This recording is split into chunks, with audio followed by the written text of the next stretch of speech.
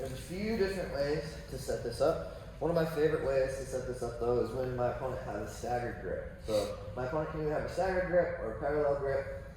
One of my favorite ways to set this up though is when they have a staggered grip. I'm going to grab a cross sleeve pistol grip on Jess, and I'm going to reach over her collar, and I'm going to use my elbow to collapse her elbow, okay, to bend her elbow over the top.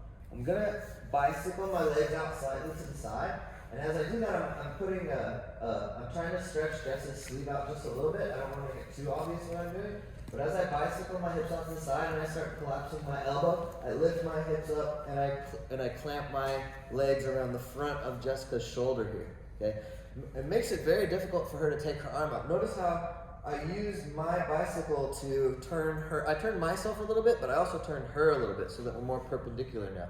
The more perpendicular we are, the more difficult it is for her to take her shoulder out of this.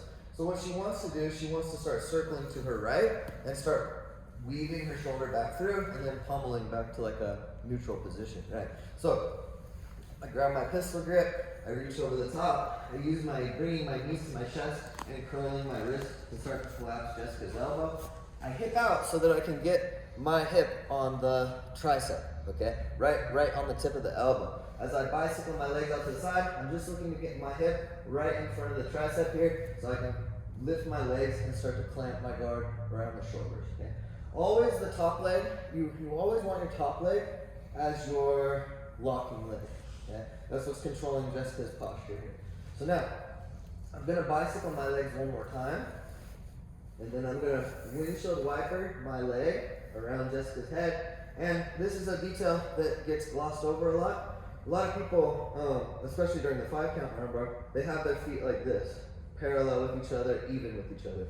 I actually would prefer to have this leg towards the head, so almost like a 45 across her shoulder blade, and this leg making her look down at the ground. Notice how I have like a heel to knee connection here, and look at how her arm is now. A little short motion and lifting of my hips is going to cause a tap in this position. If I do this and I start lifting, she's more likely to start to step on her foot and start to stack me. Okay? If I direct her pressure towards her head, step on your foot, Jessica. Can't. It's very, very difficult.